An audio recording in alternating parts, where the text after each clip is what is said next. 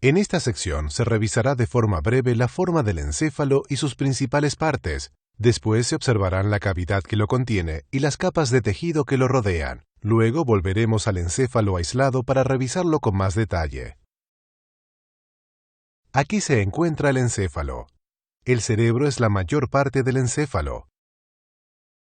Está dividido por la línea media en dos hemisferios cerebrales.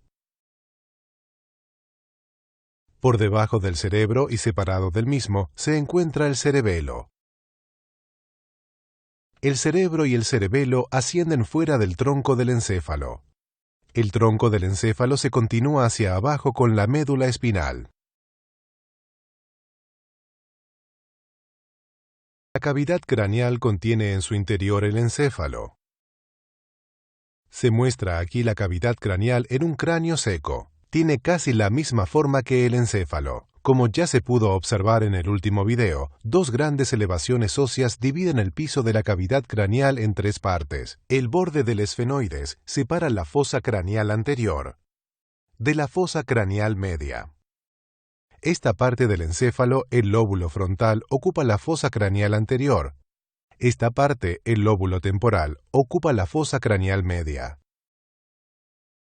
La porción petrosa del hueso temporal separa la fosa craneal media de la fosa craneal posterior, la cual contiene el cerebelo y el tronco del encéfalo. Aquí se muestra el foramen magno. Observemos ahora la cavidad craneal en el cuerpo vivo. La cavidad craneal está tapizada por esta gruesa y brillante capa de tejido fibroso, la dura madre. Por debajo, la capa de duramadre discurre a través del foramen magno, continuándose con la duramadre que tapiza el conducto vertebral. Dos extensiones importantes de la duramadre separan las regiones del encéfalo en la cavidad craneal, la hoz del cerebro y el tentorio o tienda del cerebelo. Aquí se muestra el tentorio. Su nombre completo es tienda del cerebelo, y separa la fosa craneal posterior del resto de la cavidad craneal, así como separa dos partes principales del encéfalo, el cerebro arriba y el cerebelo abajo. Esta abertura del tentorio se denomina incisura del tentorio. Por ella discurre el tronco del encéfalo. El tentorio se inserta en la cara interna del hueso occipital, a lo largo de la porción petrosa del hueso temporal, y termina en los procesos clinoides posteriores del esfenoides. La parte superior del tentorio se continúa con la duramadre del suelo de la fosa craneal media. En la línea media, el tentorio se inserta en la hoz del cerebro, la cual se incluye en la imagen. Aquí se muestra la hoz del cerebro. Esta forma la división en la línea media entre los dos hemisferios cerebrales. Aquí se localiza su inserción al tentorio. A lo largo de su recorrido, la hoz se inserta en los huesos occipital, parietal y frontal. Aquí al frente, la hoz se inserta en la crista Galli. Para visualizar la hoz en un corte transversal, se divide a través de esta línea. Próxima a su inserción, la hoz se divide en dos capas, dejando un espacio triangular para el seno sagital superior, una parte importante del sistema de drenaje venoso del cerebro, como se estudiará más adelante. Vemos ahora las capas de tejido que proporcionan una cobertura de protección al encéfalo y mantienen su ambiente líquido. Estas tres capas, la duramadre, la aracnoides y la pia madre, se denominan meninges. Ya hemos observado la duramadre desde el interior. Para observar las dos capas más profundas, la pia madre y la aracnoides, es necesario añadir el encéfalo a la imagen. Estamos observando el hemisferio cerebral derecho. Los vasos sanguíneos de la superficie han sido inyectados con látex rojo. La superficie del encéfalo se encuentra repleta de pliegues. Los pliegues hacia afuera se denominan circunvoluciones o giros, y los pliegues hacia adentro se denominan surcos. La pia madre es tan delgada que casi no puede visualizarse. Es la superficie brillante que se observa aquí. Para analizar su extensión, visualizaremos un corte frontal. Aquí puede observarse un surco típico. La pia madre se extiende inferiormente en cada surco y retrocede por encima de la siguiente circunvolución. Cada surco posee vasos sanguíneos que reposan fuera de la pia madre. Cada vaso que entra al encéfalo lleva consigo una vaina de pia madre. Agreguemos ahora la aracnoides a la imagen. Aquí está la aracnoides, es una membrana delicada y transparente. Aquí está de nuevo la aracnoides. A diferencia de la pia madre, la aracnoides no se extiende dentro del surco, sino que solo pasa de una circunvolución a otra. En este modelo, el espacio subaracnoideo está vacío. Se ha inyectado agua para llenarlo. En la mayor parte del encéfalo, el espacio subaracnoideo es estrecho, pero en otros pocos es amplio. Especialmente aquí por debajo del cerebelo, aquí por encima del cerebelo y por aquí delante de la parte superior del tronco del encéfalo. Estos espacios se denominan cisternas. Por fuera de la aracnoides se encuentra la dura madre, que se añade a la imagen. La dura madre es una capa mucho más resistente que la pia madre o la aracnoides. La dura madre casi no tiene inserciones en la aracnoides.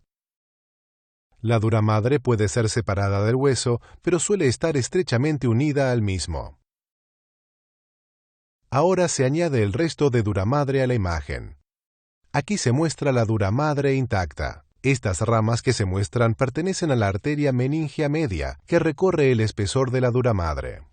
Para la observación de las aberturas de la dura madre es necesario un cráneo vacío desde dentro. Los vasos y nervios que entran y emergen de la bóveda del cráneo o calvaria discurren a través de los orificios de la dura madre. En cada orificio se forma un túnel alrededor del nervio o el vaso por una corta distancia. Es habitual que un nervio o un vaso sanguíneo recorran una determinada distancia por debajo de la dura madre entre su orificio y el orificio en el hueso. Por ello, es común que los orificios de la dura madre y del hueso no se correspondan. La diferencia entre los orificios del hueso y de la dura madre se ve especialmente marcada aquí en la fosa craneal media. Como ya observamos en el video anterior, esta porción del hueso tiene muchas aberturas, en contraste con la dura madre, que no tiene orificios en esta porción. Los orificios correspondientes en la dura madre se encuentran aquí arriba o aquí abajo. Se observará en otras secciones, la parte central de la fosa craneal media es un área especialmente compleja. Observémosla de manera adicional. En el cráneo seco, esta depresión, la fosa hipofisaria, está cercada parcialmente por 4 proyecciones óseas, los procesos clinoides. En el cuerpo vivo, la dura madre discurre por el techo de la fosa hipofisaria, dejando este orificio circular. Aquí se muestran los procesos clinoides. La fosa hipofisaria que contiene a la hipófisis está revestida por dura madre. Lateralmente a la fosa hipofisaria se encuentra el seno cavernoso, que se esconde por debajo de la dura madre aquí. Este orificio de la dura madre por el cual discurre el nervio trigémino conduce a una cavidad lateral por debajo de aquí, la cavidad trigeminal, ocupada por el ganglio del trigémino. Vemos de forma adicional esta compleja área anatómica en el análisis de los vasos y los nervios. Ahora ya estamos casi preparados para observar el cerebro. Antes de ello, revisemos lo observado sobre la cavidad craneal y las meninges.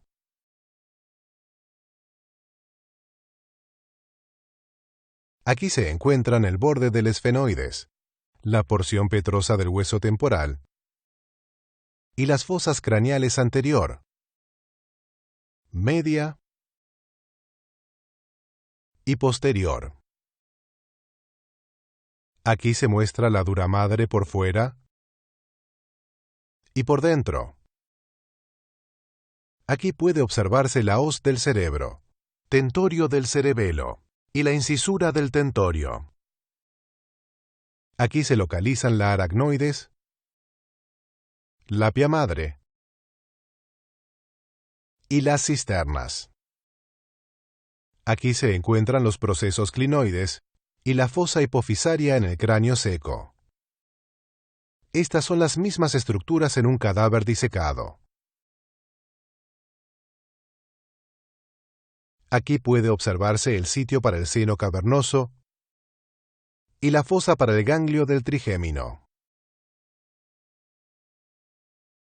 Observemos ahora el encéfalo.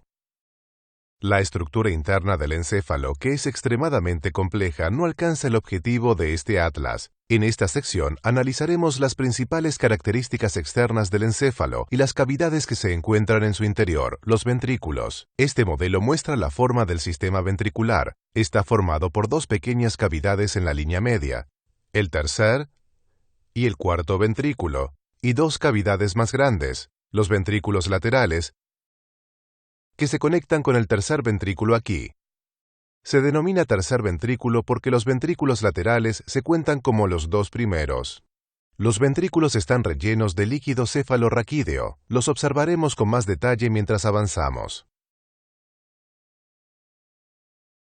Para comprender los rasgos externos del encéfalo, comenzaremos con el tronco del encéfalo. Para su observación, se retira el resto del encéfalo de la imagen. Aquí se encuentra el tronco del encéfalo. Consiste en la médula oblongada o bulbo raquídeo, el puente y el mesencéfalo.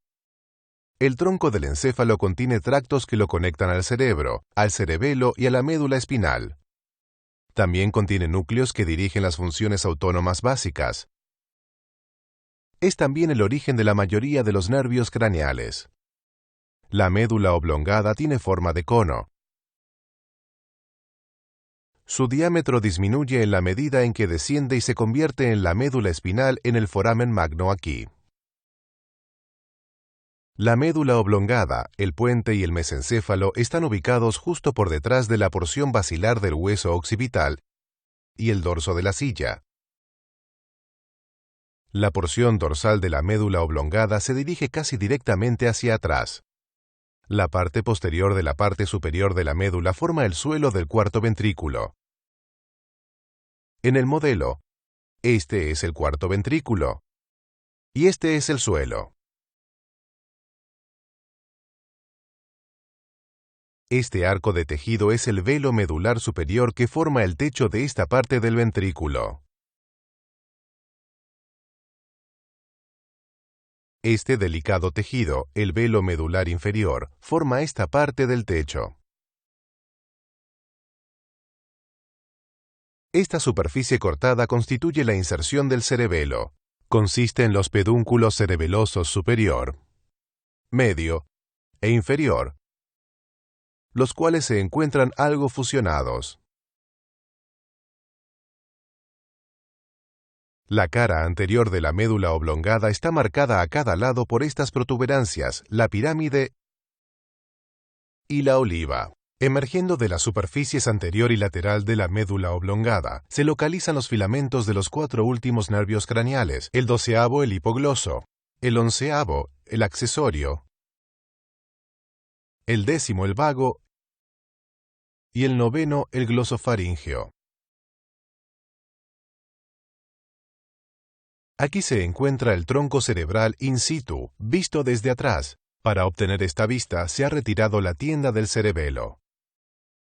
Aquí se localiza el cerebelo dividido en la línea media. Aquí se muestra el pedúnculo cerebeloso dividido. Estos son los filamentos del nervio hipogloso emergiendo del cráneo. Aquí se encuentran los nervios accesorio, vago y glosofaríngeo, emergiendo unidos a través de un foramen. Por arriba de la médula oblongada se encuentra el puente o protuberancia, que a cada lado se continúa con los pedúnculos cerebelosos medios. Naciendo del surco entre el puente y la médula oblongada, se localizan los siguientes tres nervios craneales. El 8º vestíbulo coclear, el 7º facial y el 6º abducens. El nervio trigémino o quinto emerge de la parte superior del puente.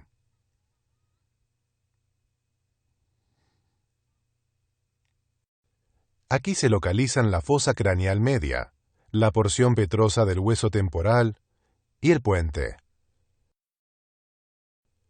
Aquí se encuentran el nervio facial y el vestíbulo coclear juntos. Estos son el nervio trigémino y el abducens.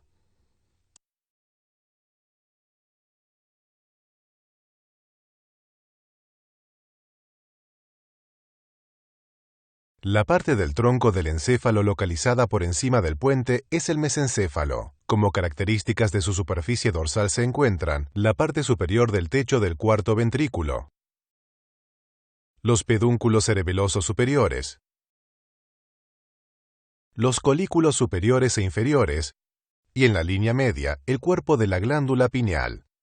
El cuarto nervio craneal, el troclear, emerge del dorso del mesencéfalo. El mesencéfalo se divide en dos grandes columnas, los pedúnculos cerebelosos que conectan el tronco cerebral con el cerebro.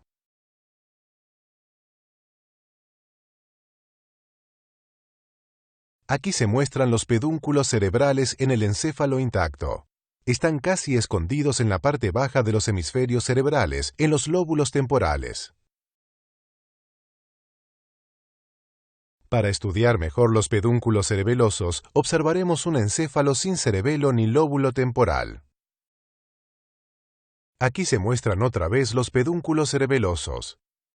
Fuera del pedúnculo cerebral, aquí se encuentran los cuerpos geniculados medial y lateral, los cuales dan origen al tracto óptico.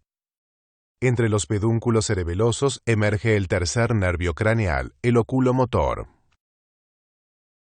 Regresemos al encéfalo intacto. Aquí se localizan los dos nervios oculomotores y los dos tractos ópticos, los cuales se encuentran en el quiasma óptico. Desde el quiasma óptico emergen los dos nervios ópticos, el segundo nervio craneal.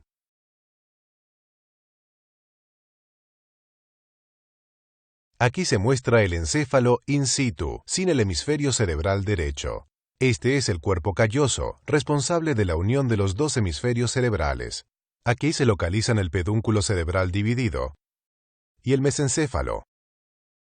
Aquí se encuentran el suelo de la fosa craneal media y aquí el nervio óptico en su recorrido por debajo de la duramadre hacia el conducto óptico. Aquí se muestran los nervios oculomotor y troclear. El aspecto ventral del encéfalo continúa hacia arriba hasta aquí. Después rodea la esquina y continúa hacia adelante para entrar en una zona muy compleja del encéfalo que se revisará más adelante en esta sección. Una vez observado el tronco del encéfalo, observemos el cerebelo. Aquí se encuentran el tronco del encéfalo y el cerebelo. Las principales funciones del cerebelo están relacionadas con el equilibrio, la coordinación motora y el control y monitorización de los movimientos voluntarios. El cerebelo ocupa la mayor parte de la fosa craneal posterior. Se encuentra bajo el tentorio o tienda del cerebelo. Para una mejor observación del cerebelo, es mejor visualizarlo de forma aislada. La superficie del cerebelo está marcada por muchas fisuras paralelas, algunas más profundas que otras. La fisura primaria divide el cerebelo en un lóbulo anterior pequeño y un lóbulo posterior más grande. Una hendidura en la cara inferior divide el cerebelo en dos hemisferios, unidos en la línea media por el vermis. Este se extiende desde la parte más superior hasta la más inferior. Aquí se muestran los pedúnculos cerebelosos, los superiores desde el mesencéfalo, los inferiores desde la médula oblongada y los medios que se continúan con el puente.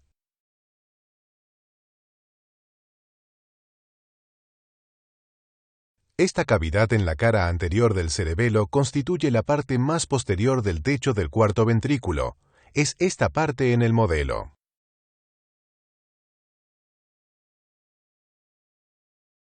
Observemos ahora el cerebro. Aquí se muestra el cerebro conectado al tronco del encéfalo. Se ha retirado el cerebelo. Las funciones del cerebro incluyen los sentidos de la visión, audición, olfato, tacto, percepción espacial, habla y lenguaje, memoria, pensamiento y movimientos voluntarios. El cerebro está formado principalmente por dos hemisferios cerebrales separados en la línea media por la hoz del cerebro, que ocupa la fisura longitudinal del cerebro. Aunque se vean simétricos desde el frente, la forma de cada hemisferio cerebral es más compleja al verse de lado. La parte anterior, el lóbulo frontal, ocupa la fosa craneal anterior. Esta parte de más abajo, el lóbulo temporal, ocupa la fosa craneal media. Esta parte posterior, el lóbulo occipital, se sitúa por encima del tentorio del cerebelo. Los dos hemisferios cerebrales están conectados en la línea media por el cuerpo calloso, que discurre desde aquí al frente, hasta aquí en la parte de atrás. También están conectados más abajo por los dos pedúnculos cerebelosos que convergen en el tronco del encéfalo. Por último, están conectados por las estructuras de esta área, el suelo del tercer ventrículo. Para observar mejor estas estructuras de conexión, observaremos un cerebro que ha sido dividido en la línea media. Aquí se muestran el cuerpo calloso y el pedúnculo cerebeloso. Aquí se encuentra el tercer ventrículo. Y aquí se encuentra en el modelo, es bastante estrecho de lado a lado. Este es el suelo del tercer ventrículo. La superficie de los hemisferios cerebrales es rica en pliegues, cada uno de los pliegues hacia adentro o surco, y los pliegues hacia afuera o circunvoluciones tienen una denominación, pero aquí solo se observarán dos de ellos, el surco central y el surco lateral. Aquí se encuentra el surco lateral, que es muy profundo. Se extiende alrededor del hemisferio hasta la parte inferior aquí. Aquí se localiza el extremo medial del surco lateral en el cerebro intacto. Este separa el lóbulo frontal por encima del lóbulo temporal por debajo. Este surco que discurre hacia arriba y hacia atrás es el surco central. Es el único que realiza todo el recorrido hasta la cara medial del hemisferio.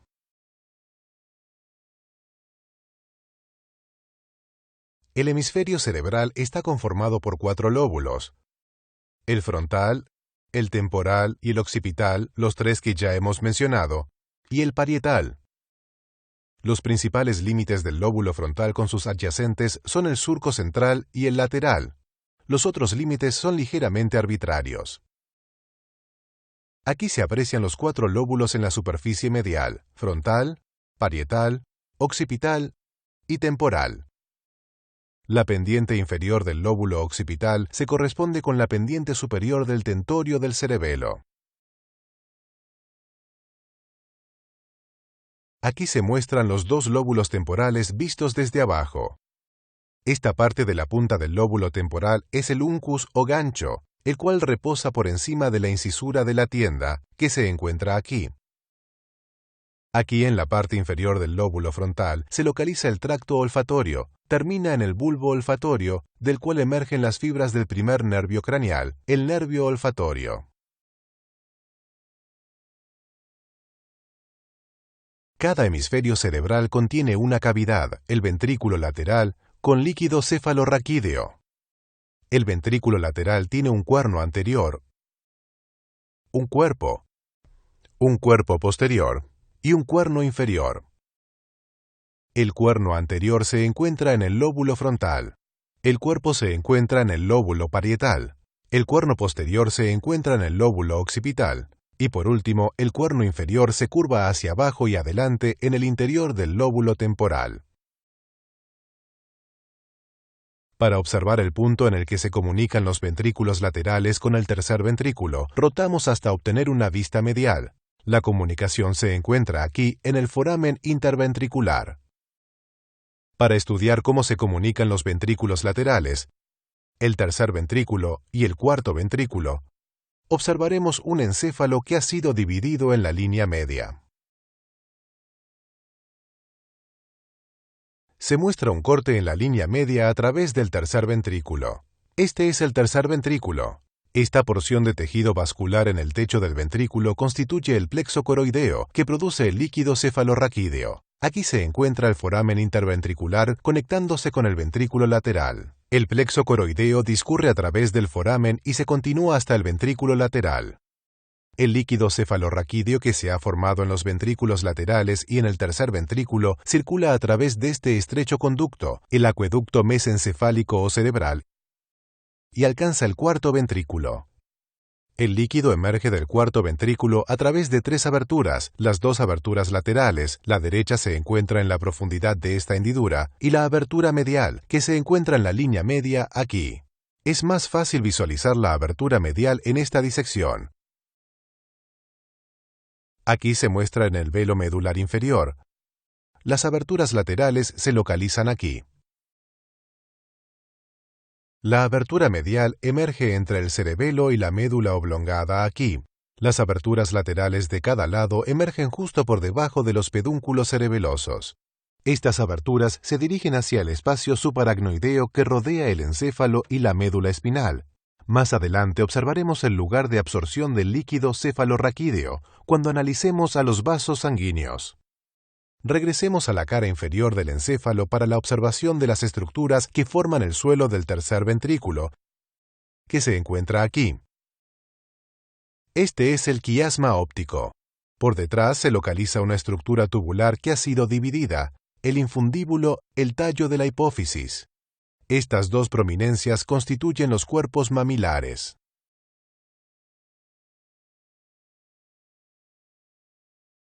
Para estudiar la relación de la hipófisis con el encéfalo, observaremos un modelo intacto dividido en la línea media.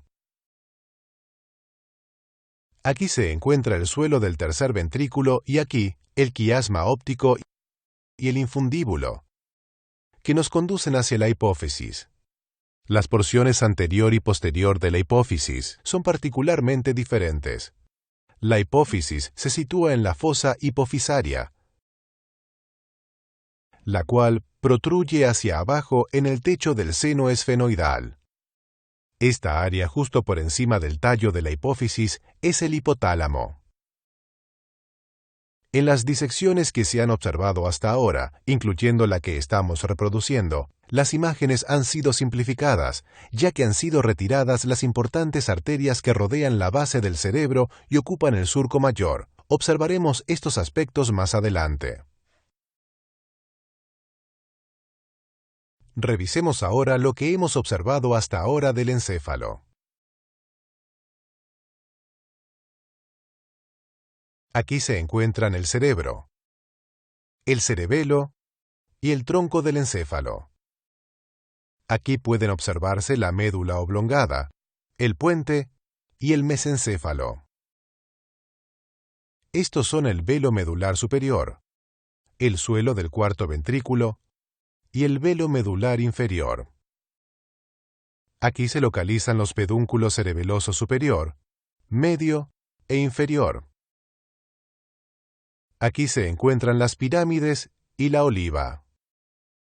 Se muestran ahora las fibras de los nervios hipogloso, el accesorio, el vago, el glosofaríngeo,